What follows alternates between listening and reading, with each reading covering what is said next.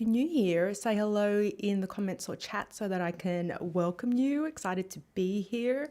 And we have the all clear. So hello and welcome to the live stream, whether you are joining live with me now or if you're catching us on the replay. So the topic of today's live stream is, how do you live stream when you have no viewers? If you're just getting started with live streaming, if you're just getting started with growing your business and growing your platforms on social media, you may not have many or you may not have any viewers on your live stream. And I get it, it can be incredibly discouraging and upsetting. And I'm going to talk a bit about this and also strategies to help you work through this.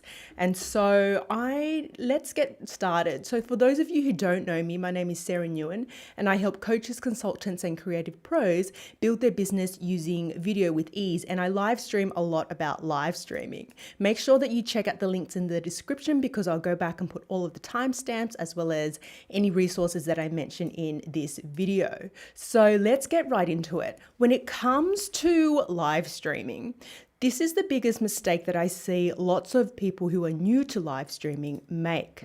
So what happens is they go through this vicious circle and they get really excited about live streaming because they've heard about it and they want to try it out, and they hear people like me talk about how great it is in terms of building connection and in terms of getting your content out there, and they go, yay, let's live stream. And then they live stream, they hit that go live button, whether it's on Facebook Live, Instagram Live, or YouTube Live, and then no one shows up, right? And then you or they, think you're a loser because no one showed up, and you put all this work into the live stream and you think you're not good enough, right? And therefore you give up on live streaming, or you don't live stream consistently at all, and your results suck. And then you go into this vicious circle over and over again, and then it's really disheartening. So I just want to talk a bit about this. I think the reality is that when you just get started with live streaming, there's not going to be a lot of people, and that's just part of the game. And live streaming is a journey. But let's talk about how we can work through this and, some things that we can do. So the first thing I want to talk about is, when it comes to live streaming, you shouldn't feel so disheartened when there's no one on the live stream, because there is so much value in the replay. You need to consider all the replay love. Now, particularly on YouTube, after you live stream, your video then sits on YouTube, which is a massive search engine. So if you optimize the video, you can get views after the replay, right? So not having any viewers on the actual live stream doesn't actually matter. And to be honest, sometimes I prefer that because I find viewers distracting. I love you guys, don't get me wrong. I find viewers great, and they ask questions and they interact, but sometimes it's really distracting because at the heart of it, you're trying to deliver content. So I really feel that, consider the replay love. On YouTube, you get the organic search through YouTube search afterwards, so optimize it. And on Facebook, I know people have feelings and people are like, I hate Facebook. But Facebook Live is amazing because you can then run that video as an ad and get views cheaply. And you may be thinking, why would I even do that? And we'll talk a little bit more about it later in the video, but strategically using your Facebook Lives as ads to get more views and build your audience is an incredibly cost-efficient way of building your audience, driving traffic to your products and services, and making money for your business. So consider that. If there's no one on the live stream, that's okay. Think of it as a way to deliver your content, regardless if anyone is there. For an introvert like me, sometimes I'm like, woohoo, there's not many people, or woohoo, there's no one here today, I can just deliver. But, it's all about delivering the content and less so much about how many viewers are actually live on the replay. Now, if you structure your live stream to be, hey, ask me anything, and there's no one there, I get it. It's a little bit sad, but it just makes you be a little bit more strategic about what you live stream about and the structure of your live stream. So consider that there's so much value in the replay, and that, the fact is people may not be able to meet you at this exact moment in time to watch it live, but they can watch the replay. So lots of replay love. Now, the other thing that I want to talk about is multi-streaming. So if you haven't got a lot of viewers on Facebook, or you haven't got a lot of viewers coming in from YouTube, a strategy I want you to consider deploying is multi-streaming. Now you may be saying, Sarah, you're drunk. It's 8 a.m. in Sydney and you're already drinking. And I'm like, no, I'm not. So think about it this way. So let's say you're just getting started with live streaming, or you have a small audience because you're just building your business and you're just getting out there. If you, let's say, live stream and you use tools such as Restream, or you use tools such as StreamYard, therefore you can push out the same live stream to Twitter, to Facebook, to YouTube at the same time. And maybe you might have one person on Facebook, you might have one person on Twitter, and maybe one person on YouTube, and altogether you get 3 people, right? So consider multi-streaming, because it's a way of bringing all of your audiences together.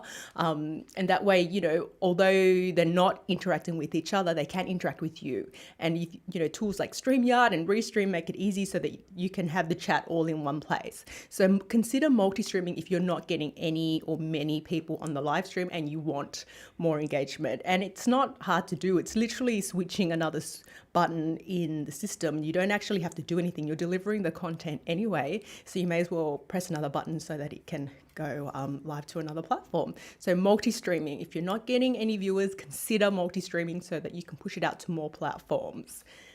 As appropriate, of course. Now, the other thing is I was talking to someone and she was really disheartened because she went live and she did a lot of preparation and it was a fantastic live stream and no one showed up, right? So she was like, hey, let me know if you can hear me. And then there was no one there.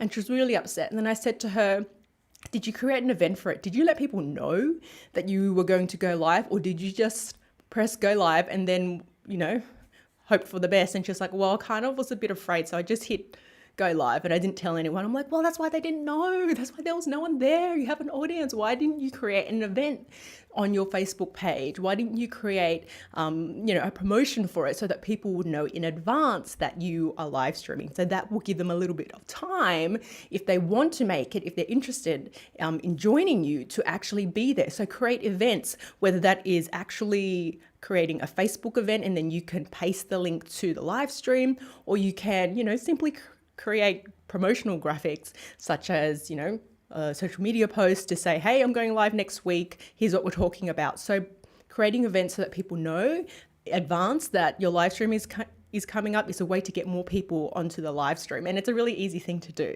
So if you haven't got any viewers, consider letting people know that you are going to live stream so that they can actually join you. Now, touched base a little bit on it, but promoting your actual live streams. So as I said, although Facebook and YouTube push out notifications of when you're going live, promoting your live stream is a great way of getting more people on it, because they know that it's that you will be live and they know what the topic will be about. I am a little bit bad at with this because I'm just a bit disorganized in general, but promoting it, whether it's, as I said, social media graphics, putting it on Facebook, putting it on your Instagram stories, your Facebook stories, is a great way of just letting people know so that they can see, hey, this is coming up. I may or may not be interested. I'll join if I'm available. So promoting the actual live stream, whether it's on Facebook or YouTube, wherever it is quite important. So if you haven't got any viewers, consider promoting it. These little micro things add up so that you can have more viewers on your actual live stream. Now, the second last one that I want to talk about is being strategic with your content.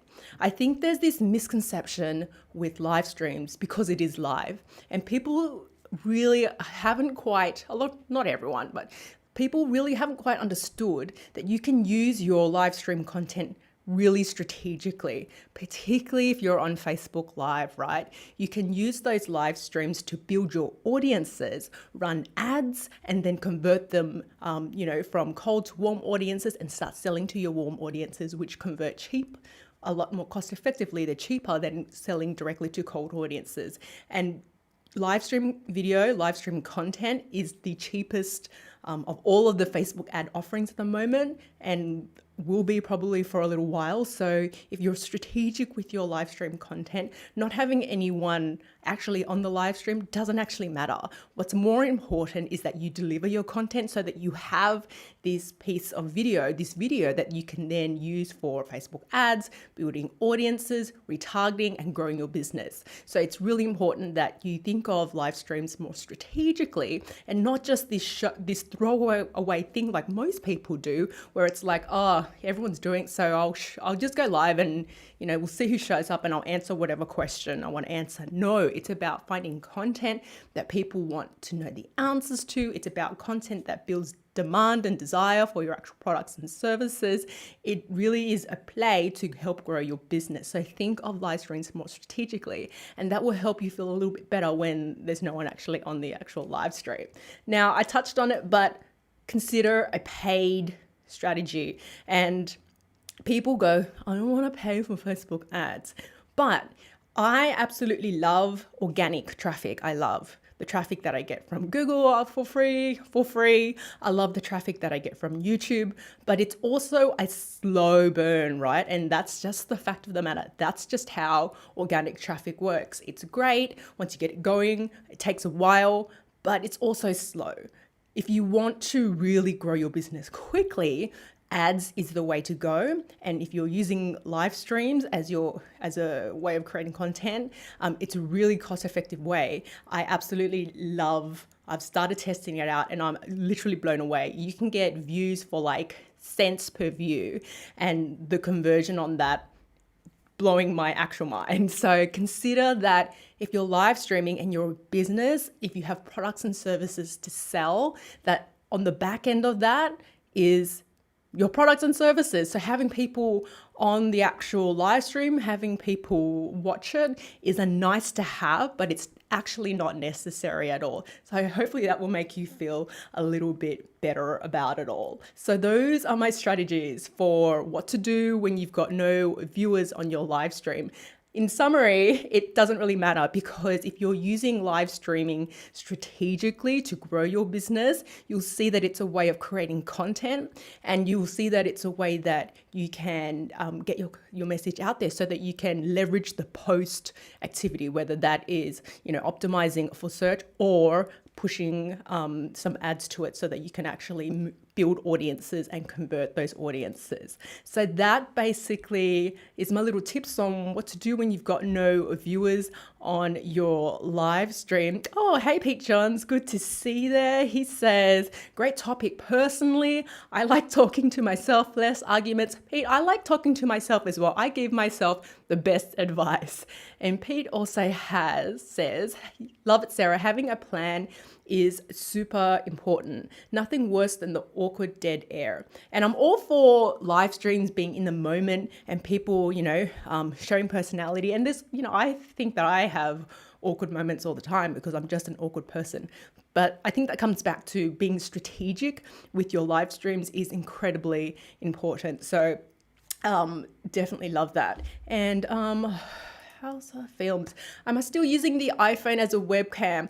This one, no, because I need my iPhone to communicate with my producer during the live stream. So I am currently using the Canon 90D, but I do use it. So it's a great little, video. For those of you who don't know what I'm talking about, I recently released a video on how to use your iPhone as a webcam using Filmic Pro. So I'll put the link in the description somewhere, but that was a great little video. So that essentially wraps us up. Thanks everyone for joining me. And if you found this, I keep doing this. If you found this video useful, give me a thumbs up, and don't forget to subscribe to the channel where I do lots of social media tutorials, live streaming tutorials, and I help you grow your business using video. If you are getting into the live stream game, make sure you check out my Facebook Live cheat sheets. It's a super simple way to get up and streaming on Facebook Live, even if you've never hit record before. So I'll put the link to that in the description as well as on the screen somewhere. Thanks for joining me. I will see you on the next video, and bye for now.